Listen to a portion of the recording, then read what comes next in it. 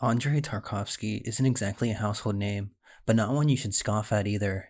He's inspired millions across the world, both with and without censure, and was my very last history project before graduation. Tarkovsky was the recipient of numerous accolades throughout his career. In 1990, he was posthumously awarded the Soviet Union's prestigious Lenin Prize, one of the highest state honors. Three of his films, Andrei Rublev, The Mirror, and Stalker, featured in Sight and Sound's 2012 poll of the 100 greatest films of all time. He also published a book about cinema and art in 1986 named Sculpting in Time. Despite his towering reputation, Tarkovsky only made 7 feature films throughout his career in the span of 24 years: Ivan's Childhood, Andrei Rublev, Solaris, The Mirror, Stalker, Nostalgia, and The Sacrifice. Have you heard of any of those?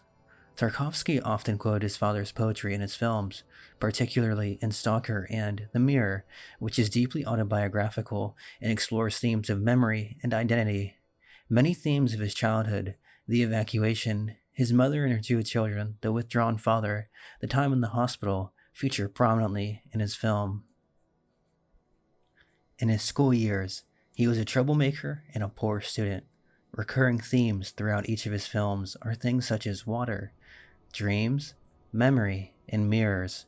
He also participated in a year-long research expedition to the river Kurikia in the Krasnoyarsk province.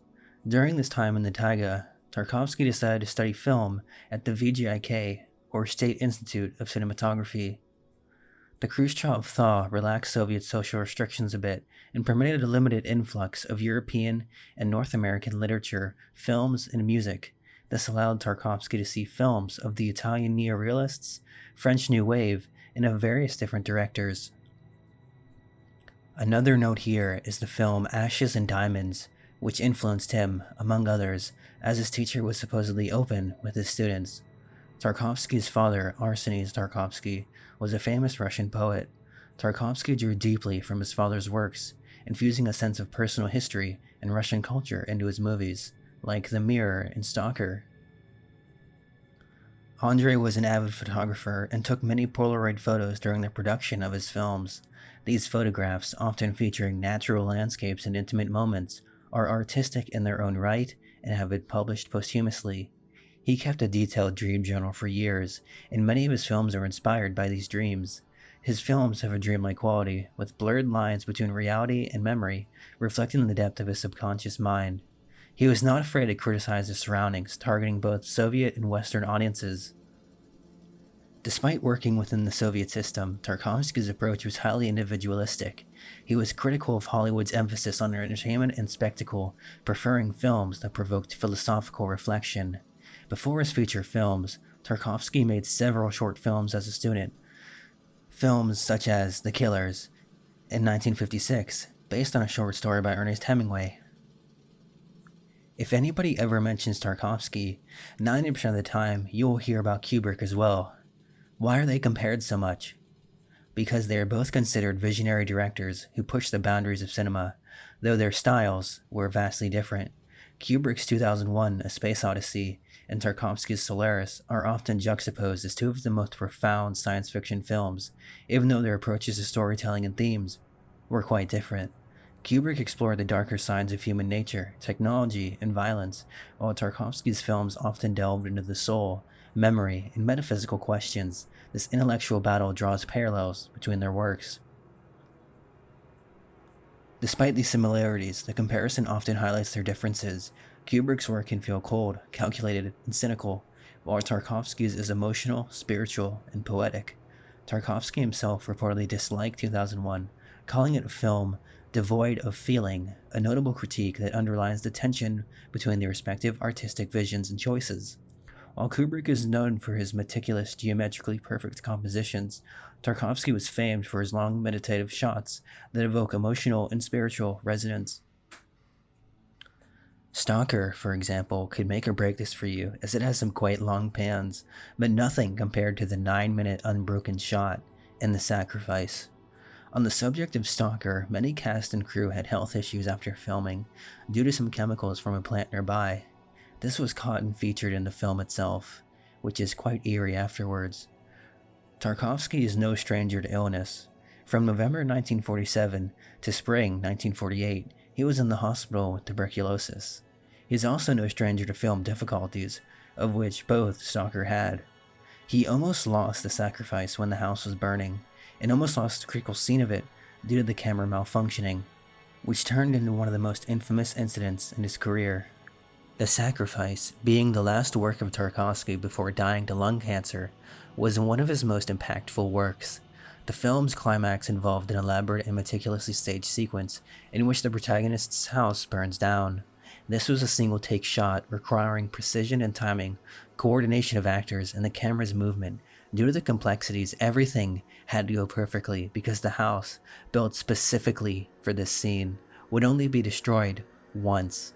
After filming the scene, they discovered that the camera had malfunctioned and the footage was unusable. Tarkovsky was devastated, but despite the massive cost and effort, he and the crew decided to rebuild the house from scratch and reshoot the entire scene. The second attempt was successful, and the shot was captured as intended, preserving one of the most iconic scenes in the film. This moment is often seen as emblematic of Tarkovsky's perfectionism and the extreme lengths he would go to achieve his artistic vision, even under difficult circumstances. Remember how Tarkovsky came to be? Tarkovsky comes from a society that deals strongly with censors and samizdat, the illegal copying of works just to spread them around because they were considered too politically sensitive. One of his first films, Andrei Rublev, was a deeply philosophical film about a medieval icon painter, which was also considered too religious and politically sensitive. It was heavily censored and banned for several years, only being released in full much later. This tension ultimately led him to leave to make his last two films, those being Nostalgia and The Sacrifice, in Italy and Sweden, respectively. Tarkovsky passed away in 1986 from lung cancer at the age of 54. Some believe that his illness, as well as the deaths of his wife Larissa and one of his favorite actors, Anatoly Solnitsyn, were linked to the hazardous conditions while filming Stalker near polluted industrial zones. While this connection is speculative, Tarkovsky's untimely death has added a layer of mystery and tragedy to his legacy. The Mirror is often regarded as his most personal work, blending his own memories with dreams, historical events, and his father's poetry. It's a non-linear film that reflects his childhood, his relationship with his mother, and the haunting presence of war. Because of its abstract structure, it wasn't well received by Soviet authorities, but it is now regarded as one of his finest achievements. Tarkovsky had worked on the screenplay for this film since 1967, under the consecutive titles Confession, White Day, and A White, White Day. From the beginning, the film was not well received by Soviet authorities due to its content and its perceived elitist nature. Soviet authorities placed the film in the third category, a severely limited distribution, and only allowed it to be shown in third-class cinemas and workers' clubs. Few prints were made, and the filmmakers received no returns. Third-category films also placed the filmmakers in danger of being accused of wasting public funds, which could have serious effects on their future productivity. These difficulties are presumed to have made Tarkovsky play with the idea of going abroad and producing a film outside the Soviet film industry. At a press conference in Milan on 10th July 1984, he announced that he would never return to the Soviet Union and would remain in Western Europe. He stated, "I am not a Soviet dissident. I have no conflict with the Soviet government. But if he returned home," he added, "I would be unemployed." At that time, his son Andryosha was still in the Soviet Union and not allowed to leave the country. On the 28th of August 1985, Tarkovsky was processed as a Soviet defector at a refugee camp in Latina, Italy, registered and officially welcomed to the West. For much of 1984, he spent a lot of time preparing for The Sacrifice, and finally shot it in 1985 in Sweden. While The Sacrifice is about an apocalypse and impending death, faith, and possible redemption, in the making of documentary named Directed by Andrei Tarkovsky, in a particularly poignant scene, the maker follows Tarkovsky on a walk as he expresses his sentiments on death. He claims himself to be immortal and has no fear of dying. Ironically, at the end of the year, he was diagnosed with terminal lung cancer. In January 1986, he began treatment in Paris and was joined there by his son. who was finally allowed to leave. What would be Tarkovsky's final film was dedicated to him. Tarkovsky was, according to fellow student Shavkat Abdussamov, fascinated by Japanese films. He was amazed by how every character on the screen is exceptional, and how everyday events such as a samurai cutting bread with his sword are elevated to something special and put into the limelight. Tarkovsky has also expressed interest in the art of haiku and its ability to create images in such a way that they mean nothing beyond themselves. He was also a deeply religious Orthodox Christian, and he believed that great art should have a higher spiritual purpose. He was a perfectionist not given to humor or humility. His signature style was ponderous and literary, having many characters that pondered over religious themes and issues regarding faith. In an atheistic society, it's a wonder any of his works got out at all. Tarkovsky perceived that the art of cinema has only truly been mastered by very few filmmakers, stating in a 1970 interview that they can be counted on the fingers of one hand. In 1972, he told film historian Leonid Kozlov his 10 favorite films. Care to guess any? With the exception of City Lights, the list does not contain any films of the early silent era. The reason is that Tarkovsky saw film as an art as only a relatively recent phenomenon, with the early filmmaking forming only a prelude. He said of Dushenko's Earth, "I have lived a lot among very simple farmers and met extraordinary people. They spread calmness, had such tact, they conveyed a feeling of dignity and displayed wisdom that I have seldom come across on such a scale." Dovzhenko had obviously understood wherein the sense of life resides. This trespassing of the border between nature and mankind is an ideal place for the existence of man. Dovzhenko understood this. Tarkovsky was also not a fan of blockbusters or science fiction, largely dismissing the latter for its comic book trappings and vulgar commercialism.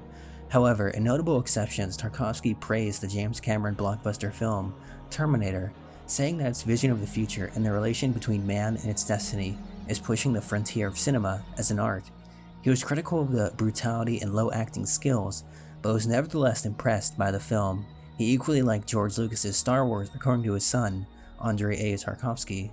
Before looking more into him, I had no idea he lived to see Star Wars. I did, however, know about Terminator, as it's one of my favorite films too. In an interview done in 1962, he argued, "All art, of course, is intellectual, but for me, all the arts, and cinema even more so, must above all be emotional and act upon the heart."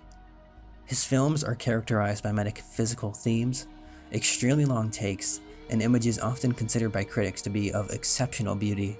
Recurring motifs are dreams, memory, childhood, running water accompanied by fire, rain indoors, reflection, levitation, and characters reappearing in the foreground of long panning movements of the camera. He once said, "Juxtaposing a person with an environment that is boundless, collating him with a countless number of people passing by, close to him and far away, relating a person to the whole world, that is the meaning of cinema." Tarkovsky incorporated levitation scenes into several of his films, most notably Solaris. To him, these scenes possess great power and are used for their photogenic value and magical inexplicability. Water, clouds, and reflections were used by him for their surreal beauty and photogenic value, as well as their symbolism such as waves, or the forms of brooks or running water. Bells and candles are also frequent symbols. These are symbols of film, sight, and sound, and Tarkovsky's film frequently has themes of self-reflection. Tarkovsky developed a theory of cinema that he called Sculpting and Time. Remember that book? By this, he meant that the unique characteristic of cinema as a medium was to take our experience of time and alter it. Unedited movie footage transcribes time in real time. By using long takes and few cuts in his films, he aimed to give the viewers a sense of time passing, time lost, and the narration of one moment in time to another. Up to and including The Mirror, Tarkovsky focused his cinematic works on exploring this theory. After it, he announced that he would focus his work on exploring the dramatic unities proposed by Aristotle. A concentrated action happening in one place within the span of a single day. Several of Tarkovsky's films have color or black and white sequences. This first occurs in the otherwise monochrome Andrei Rublev, which features a color epilogue of Rublev's authentic religious icon paintings. All of his films afterward contain monochrome and in Stalker's case, sepia sequences, while otherwise being in color.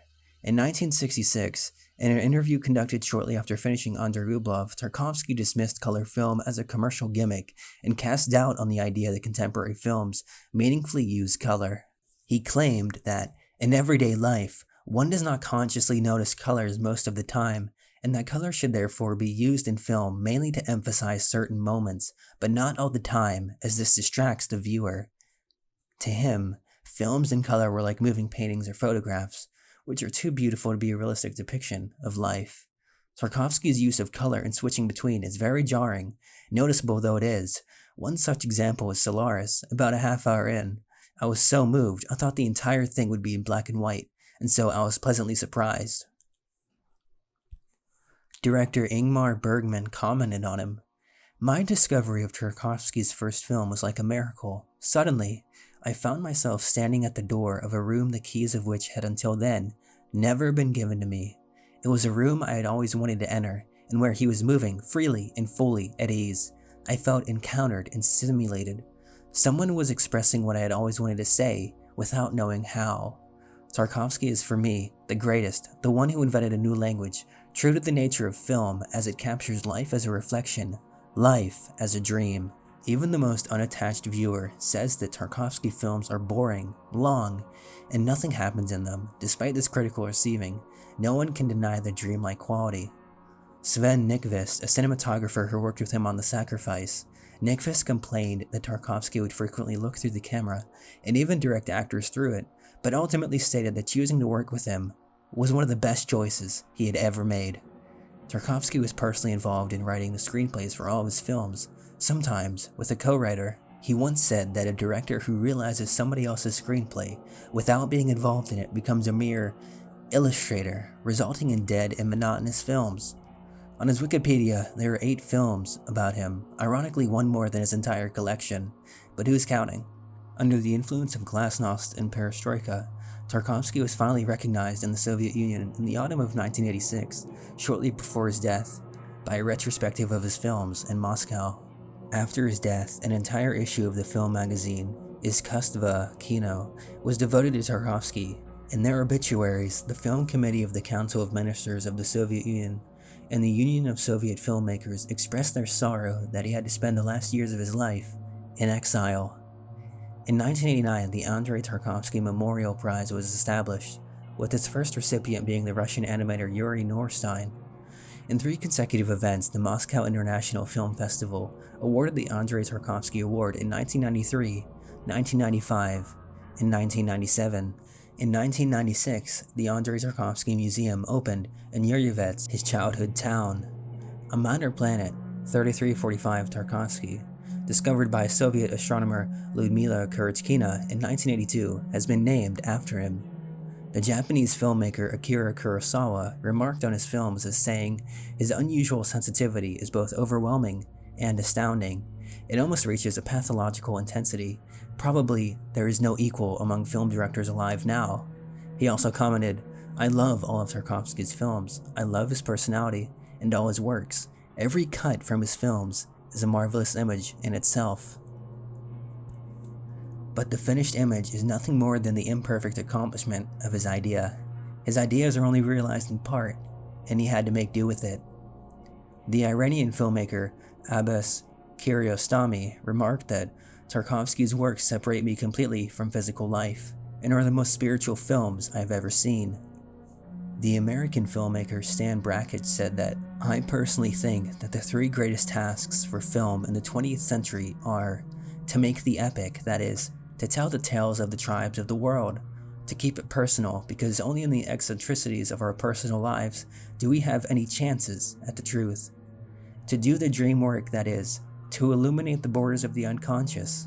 The only filmmaker I know that does all these 3 things equally in every film he makes is Andrei Tarkovsky, and that's why I think he's the greatest living narrative filmmaker.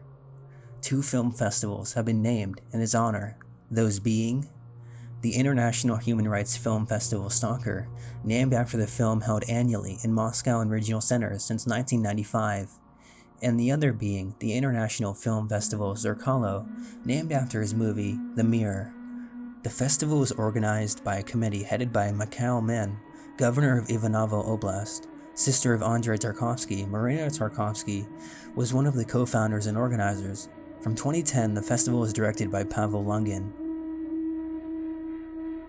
In 2020, the president of the festival was Russian director Sergei Bodrov. Owing to the COVID-19 pandemic in Russia, the 14th edition was held online in 2020 and appears to be the last one held as of 2022. The festival awards a number of prizes, including the Special Award for Contribution to Andrei Tarkovsky Cinema, held in Ivanova since 2007. The festival is held in July each year, with the 16th edition scheduled for 22 to 27th July, to be held in various cities in the Ivanovo region, with special screenings in Moscow. Films from France, India, Greece, Serbia, Colombia, Kazakhstan, and other countries were entered into the competition, and a gala night was dedicated to Tarkovsky's 90th birthday, on the main square of his hometown. As a commenter on Reddit says, Stalker is easily my favorite, and I would argue the best entry point into his work. More on that later. On a superficial level, Tarkovsky made exactly the kind of movies the average viewer imagines when they hear the terms foreign and art house. They were not always unusually long, but they were quite slow and usually devoid of conventional plot or action. Tarkovsky was concerned with big questions, often about faith. He seemed to be a very religious/spiritual man, and wasn't averse to having his characters speak at length in metaphysical riddles and suppositions. Enjoying a Tarkovsky movie requires a lot of patience and attention, sometimes, maybe, too much. Looking deeper, astute viewers will find a lot to appreciate in a Tarkovsky movie. Despite the obtuse ways his characters sometimes speak, they are concerned with the same things as those in more accessible movies: family, self-worth, love, etc. Tarkovsky's liked long, slow camera movement, but rewarded his audience with some of the most stunning images ever put to film. And as Ebert points out in his great essay on Solaris, Tarkovsky films give the audience a lot of space to consider their own lives in relation to those images. In other words, when Tarkovsky pans slowly over an unassuming space, or shows a character engaged in a mundane activity for what seems like a pointlessly long time, he isn't necessarily asking us to sit with our eyes glued to the screen, absorbing every moment with rigid attention. He may instead want us to think about times in our own lives that reflect what we are seeing, times when we find ourselves re-examining our everyday surroundings, or time when we tried and failed to do something over and over again. Again, that's Ebert's observation, one that took me a while to really understand. For the most part, I agree. Multiple points in this comment were worth mentioning, and I do agree with this observation, because it's occurred to me quite often. He continues, "What's constantly amazing me about Tarkovsky is the way he somehow made conventionally beautiful or striking sights, landscapes, rivers, fire, seem even more beautiful as if one were seeing them for the first time, or through new eyes. It's a difficult feeling to describe properly, but he's managed to inspire it in me repeatedly. I believe a scene in the Mirror was uploaded to YouTube some time ago with the title, 'Best Shot in a Movie Ever' or something like that, and I found it hard to argue that claim." In years past, Andrei Rublev and Solaris were probably the two most well-known Tarkovsky films, but in recent years, it seems like young film fans and directors have embraced Stalker and The Mirror as standouts too. Stalker is again my own favorite, and as good a place to start with Tarkovsky as any. It features a relatively simple and interesting sci-fi-ish story. Three men from a dystopian city travel to a forbidden zone in the outlying countryside in search of a building/room that will supposedly grant their innermost desires, with some action and twists in the story. It features incredible cinematography, music, and set design. I'm no Tarkovsky expert, but that's the overall impression I have of his work. And this is where the post ends. There's a few bits of trivia I found, those being, he said that children understood his films better than adults. In Tarkovsky's last diary entry, that being the 15th of December 1986, he wrote, "But now, I have no strength left. That is the problem." In almost every movie he made, there is a shot or sound of water dripping. And what has he said? There are tons of quotes on the internet from him. I wonder why. Let's dig through a few. "My purpose is to make films that will help people to live, even if they sometimes cause unhappiness. Always with great gratitude and pleasure, I remember the films of Sergei Peryanov, which I love very much. His way of thinking, his paradoxical, poetical ability to love the beauty and the ability to be absolutely free within his own vision. An artist never works under ideal conditions. If they existed, his work wouldn't exist, for the artist doesn't live in a vacuum. Some sort of pressure must exist. The artist exists because the world is not perfect. Art would be useless if the world were perfect, as man wouldn't look for harmony, but would simply live in it. Art is born out of an ill-designed world. This is the issue in Andrei Rublev. No mise-en-scène has the right to be repeated, just as no two personalities are ever the same. As soon as it turns into a sign, a cliché, a concept, however original it may be, then the whole thing, characters, situation, psychology, becomes schematic and false. The only condition of fighting for the right to create is faith in your own vocation, readiness to serve, and refusal to compromise. Instead of attempting to capture these nuances, most unpretentious, true-to-life films not only ignore them, but make a point of using sharp, overstated images, which at best can only make the picture seem far-fetched. And I am all for cinema being as close as possible to life, even if on occasion we have failed to see how beautiful life really is. So much, after all, remains in our thoughts and hearts as unrealized suggestion. I think, in fact, unless there is an organic link between the subjective impressions of the author and his objective representation of reality, he will not achieve even superficial credibility, let alone authenticity and inner truth. The director's task is to recreate life, its movement, its contradictions, its dynamic and conflicts.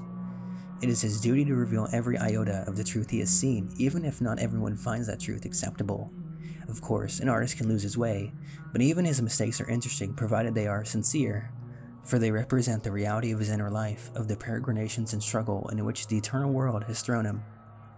Movement is made more meaningful in the context of stillness. Andrei Rublev's art was a protest against the order that reigned at the time, against the blood, the betrayal, the oppression.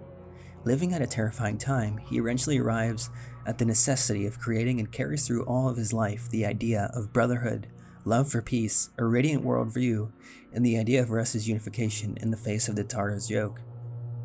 Cinema should capture life in the form of which it exists, and use images of life itself. It is the most realistic art form in terms of form. The form in which the cinematic shot exists should be a reflection of the forms of real life. The director has only to choose the moments he will capture and to construct a whole out of them. The artist has a right to any fiction. That's why he is an artist. He does not misrepresent his depiction as the truth of life. He battles only for the truth of the problem and the truth of the conclusions which he presents. And the fact that art is based on fiction is proven loudly by its entire history from its very sources. I think that by concealing the shadowy aspects of life, it is impossible to reveal deeply and fully what is beautiful in life. All the processes occurring in the world are born from the battle between old and new, between what has died and what is accumulating strength for life. And the cinema, like any other art, is mostly interested in this process, life and its movement. Hamlet hesitates because he cannot triumph. How should he be? What can he do? He can't do anything. This will always be the way. But he must still say his word, and the result is a pile of corpses, and 4 captains carry him out. This is the meaning of Hamlet, not to be or not to be. To live or die. Nonsense. It has nothing to do with life and death. It has to do with the life of the human spirit, about the ability or inability to become acclimatized, about the responsibility of a great man and intellect before society. Clearly, the hardest thing for the working artist is to create his own conception and follow it, unafraid of the strictures it imposes. However rigid these may be, I see it as the clearest evidence of genius when an artist follows his conception, his idea, his principle so unswervingly that he has this truth of his constantly in his control, never letting go of it even for the sake of his own enjoyment of his work. Perhaps cinema is the most personal art, the most intimate. In cinema, only the author's intimate truth will be convincing enough for the audience to accept. A poet is someone who can use a single image to send a universal message. Why do I feel this alone? Basically, because I've always been alone. I've always been alone, and alone I'll be. It's about time I become aware of it and never forget it. Man is born onto the trouble as the sparks fly upwards. In other words, Suffering is germane to our existence. Indeed, how without it should we be able to fly upwards? These all come from his IMDb page. If any are incorrect, take it up with them. I've always seen ever so slight variations. In my research, I came across a website, AndreiTarkovsky.com. More text to come. Andrei Tarkovsky was the most spiritual and poetic director of all time. For him, cinematography was not entertainment. It was art in the best meaning of this word. He was one of the most educated directors. He studied music and painting. He was born into the family of a poet. Being a versatile artist, he was able to create a synthesis of art in his films. Film for him was not just a reflection of reality. It was more like a poem or a dream. For him, films were much more than a synthesis of art. As he wrote himself, he wanted to sculpt time and to reach into the inner truth of our existence. For me, film is a way to reach the truth, and I am trying to do it to the fullest extent of what I am capable of. I am profoundly convinced that the process of creating a film does not end after it was finally made ready for the movie theater. The act of creation takes place in the auditorium at the time of watching the film. Therefore, the viewer for me is neither my consumer or a judge, but a co-creator, co-author. From my point of view, Tarkovsky is one of the most underrated directors. His films are unknown for the majority of cinema goers, and one of the purposes of this site is to bring attention to this great director, to his film and ideas. Solaris, the brilliant interpretation by Tarkovsky no doubt, overshadowed the story by Stanislaw Lem, and full of profound ideas and beautifully filmed. Stanislaw Lem, who wrote Solaris, disliked the film and called it a crime and a punishment. However, these critiques can be considered a compliment, and we can nowadays call Tarkovsky as the Dostoevsky of cinematography. His films are deeply spiritual. In the entire history of cinema, there has never been a director who has made such a dramatic stand for the human spirit as did Andrei Tarkovsky. Today, when cinema seems to be reduced to a banality, the films by Tarkovsky are nearly forgotten. The new generation raised on popcorn does not know this great master. He was a one-of-a-kind genius, and he created his own language, his own world. He wrote, "It is so much easier to slip down than it is to rise one iota above your own narrow, opportunist motives. A true spiritual birth is extraordinarily hard to achieve." Nobody wants or can bring himself to look soberly into himself and accept that he is accountable for his own life and his own soul. The connection between man's behavior and his destiny has been destroyed. And this tragic breach is the cause of a sense of instability in the modern world. Man has arrived at the false and deadly assumption that he has no part to play in shaping his own fate. I am convinced that any attempt to restore harmony in the world can only rest on the renewal of personal responsibility. And there are other unique qualities which make Tarkovsky a great director and also a great human being. He had a strong belief that conscience is the most important thing, and wanted to make other filmmakers aware of the fact that the most convincing of the arts demands a special responsibility on the part of those who work in it. The methods by which cinema affect audiences can be used far more easily and rapidly for their moral decomposition, for the destruction of their spiritual defenses, than the means of the old, more traditional art forms, from sculpting in time. Art is born and takes hold wherever there is a timeless and insatiable longing for the spiritual, for the ideal, that longing which draws people to art. Modern art has taken a wrong turn in abandoning the search for the meaning of existence in order to affirm the value of the individual for his own sake. What purports to be art begins to look like an eccentric occupation for suspect characters who maintain that any personalized action is of intrinsic value simply as a display of self-will. But in an artistic creation, the personality does not assert itself, it serves another, higher and communal idea. The artist is always a servant and is perpetually trying to pay for the gift that has been given to him as if by a miracle. Modern man, however, does not want to make any sacrifice, even though true affirmation of the self can only be expressed in sacrifice. We are gradually forgetting about this, and at the same time, inevitably, losing all sense of human calling. Tarkovsky was a deep thinker who rejected the commercialized society and the Coca-Cola culture. It is interesting to read his notes about America. 1983. 22 November. San Gregorio in the past. Whenever I watched American films set in villages or small provincial towns, I was always getting the impression houses and street decorations were badly made. But when I saw those places with my own eyes, I concluded it was just the opposite. Entire America is a kind of Disneyland. Decorations.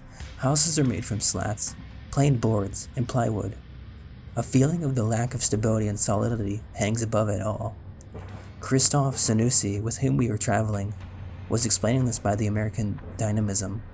Unwillingness to grow in any one place, readiness to run across the country whenever a better job beckons. Hamlet, or at least a portion of it, should be filmed in Monument Valley.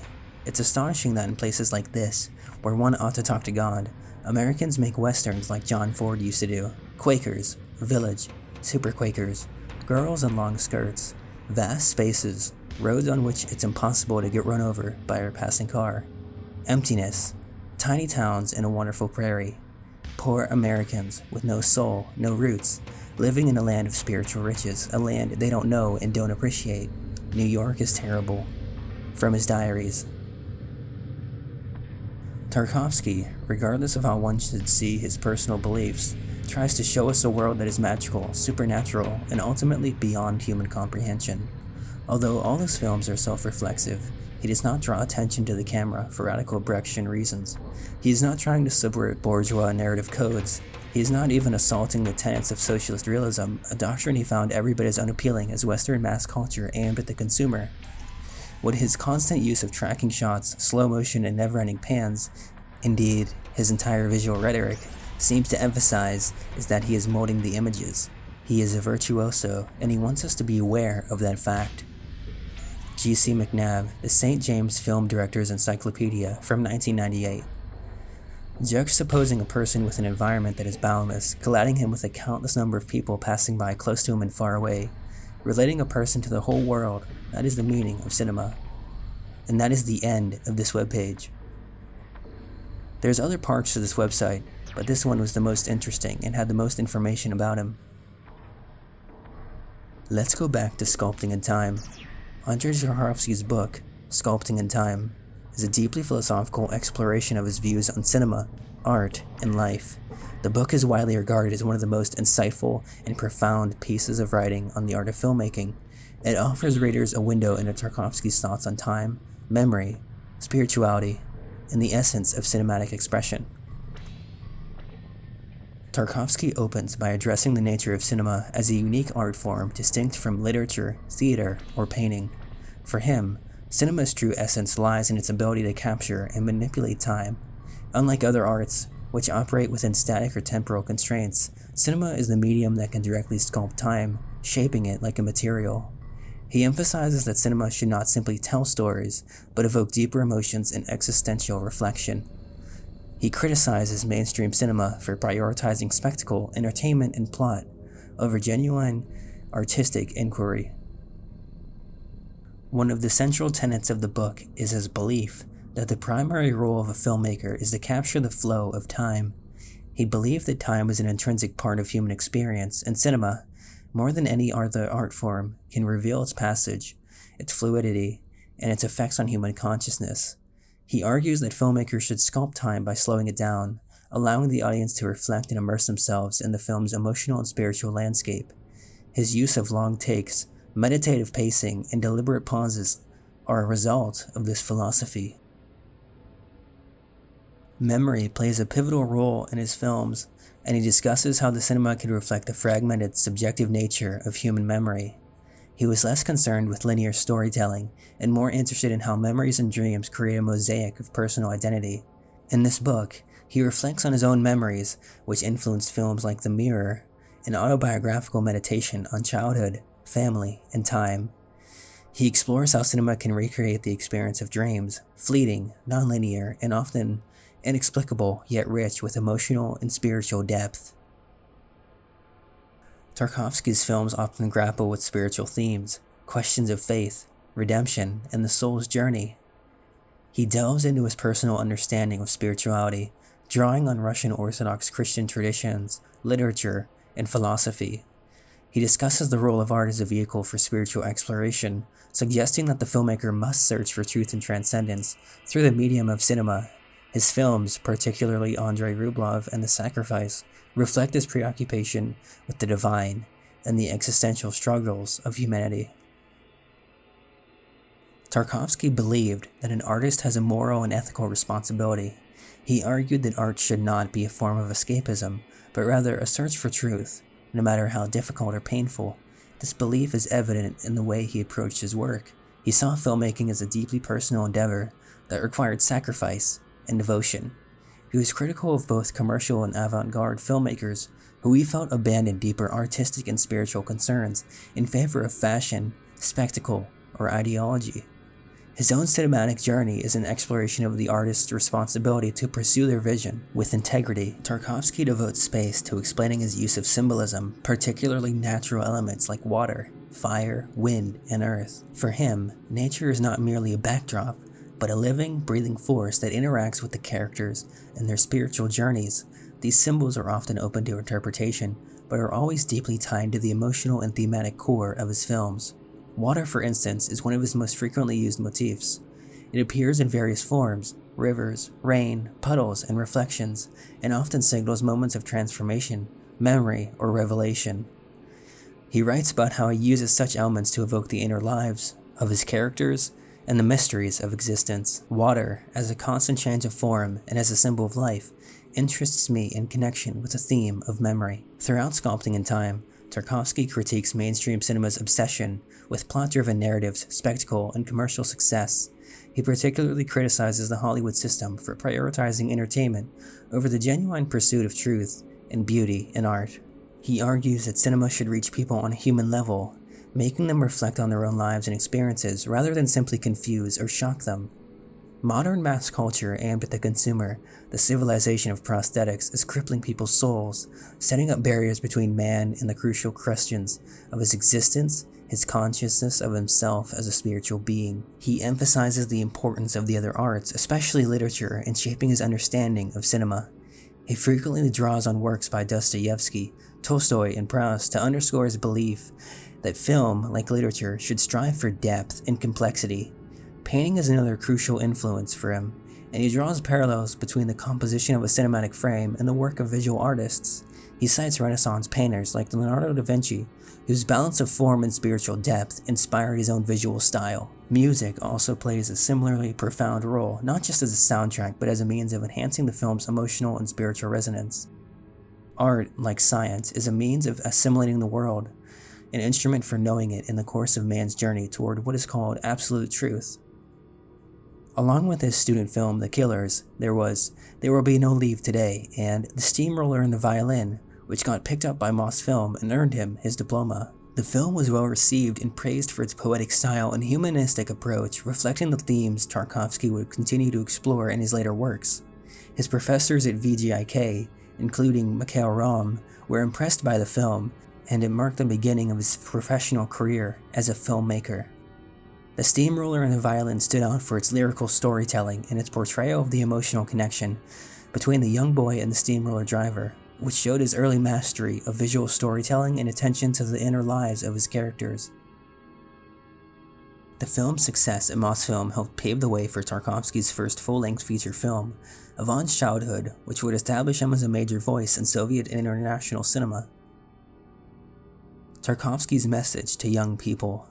His message to young people is one of his most enduring statements, reflecting his profound views on art, life, and the responsibilities of the individual. In his final years, Tarkovsky expressed this message in several interviews, particularly in one of his last public appearances, where he urged the younger generation to focus on spiritual growth, inner truth, and artistic integrity. There's a video on YouTube which did pretty well, and it is the message itself. For Tarkovsky, solitude is not to be underestimated. The point here is, without torment, we would never get anywhere. To suffer is to live. To live is to be alone. Alone and loneliness are two separate things. It's good to be by yourself, and he stresses that it's worth learning early on in life. Tarkovsky's films are deeply concerned with the passage of time and the role of memory. In The Mirror, for instance, memories are not linear but fragmented, reflecting the subconscious experience of remembering. While Tarkovsky's films are often dominated by male protagonists, Women play roles as well, though often not obvious why. There could be more to it. His films are not only visually striking, but also notable for their sound design. His collaborations with composer Edward Artemiev produced haunting, otherworldly scores that complement the imagery. For those of you interested in Russian culture and yet to go down this rabbit hole, Mosfilm has a YouTube channel. They post amazing things almost if not every day, and they certainly haven't neglected Tarkovsky. His films are available to watch, ad-free on YouTube, and have been for quite some time. Ingmar Bergman was quoted as saying, "Tarkovsky for me is the greatest of us all, the one who invented a new language, true to the nature of film."